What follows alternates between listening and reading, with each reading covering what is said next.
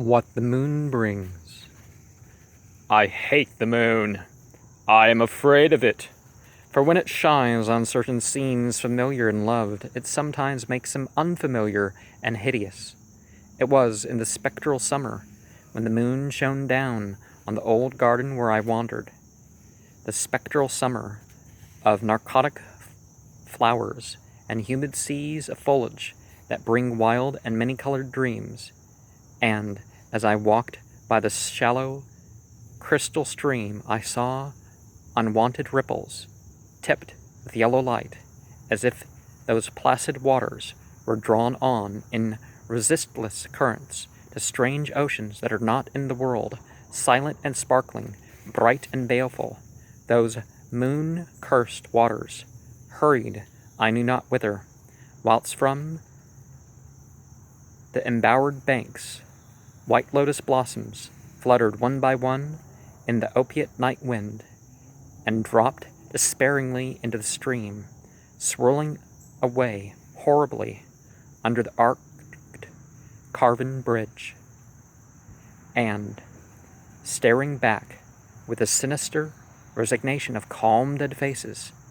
And as I ran along the shore, crushing sleet flowers with heedless feet, and maddened ever by the fear of unknown things and the lure of the dead faces, I saw that the garden had no end under that moon. For where by day the walls were, there stretched now only new vistas of trees and paths, flowers and shrubs, stony idols and pagodas, and bendings of the yellow-litten stream past grassy banks and under grotesque bridges of marble, and the lips of the dead lotus faces whispered sadly, and bade me follow. Nor did I cease my steps till the stream became a river, and joined amidst marshes of swaying reeds and beaches of gleaming sand and shore of a vast and nameless sea.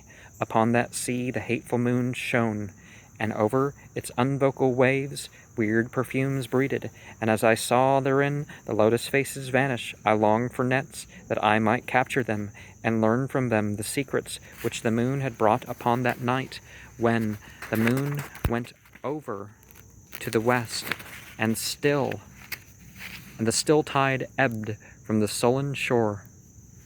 I saw in that light old spires that the waves almost uncovered, and the white columns joyous with festoons of green seaweed, and knowing that to this sunken place all the dead had come, I trembled and did not wish again to speak with the lotus faces. Yet, when I saw afar out in the sea a black condor descend from the sky to seek rest on a vast reef, I would fain have questioned him, and asked him of those whom I had known when they were alive. This I would have asked him, had he not been so far away, but he was very far, and could not be seen at all when he drew nigh that gigantic reef. So I watched the tide go out under that sinking moon, and saw gleaming the spires, the towers, and the roofs of that dead, dripping city. And as I watched, my nostrils tried to close against the perfume-conquering stench of the world's dead.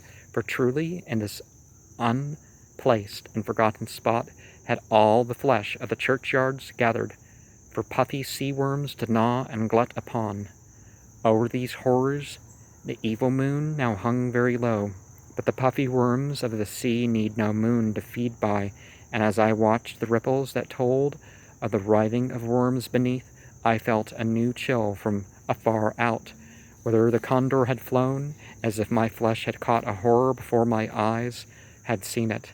Nor had my flesh trembled without cause, for when I raised my eyes, I saw that the waters had ebbed very low, shewing much of the vast reef, whose rim I had seen before, and when I saw that reef was but the black basalt crown of a shocking icon, whose monstrous forehead now shone in the dim moonlight, and whose vile hooves must paw the hellish ooze miles below, I shrieked and shrieked, lest the hidden face rise above the waters, and lest the hidden eyes look at me after the slinking away of that leering and treacherous yellow moon. And to escape this relentless thing, I plunged gladly and unhesitatingly into the stinking shallows, where amidst weedy walls and sunken streets, fat sea worms feast upon the world's dead. And magic is the shifting of consciousness, right? So, rather than, over-moralize that statement,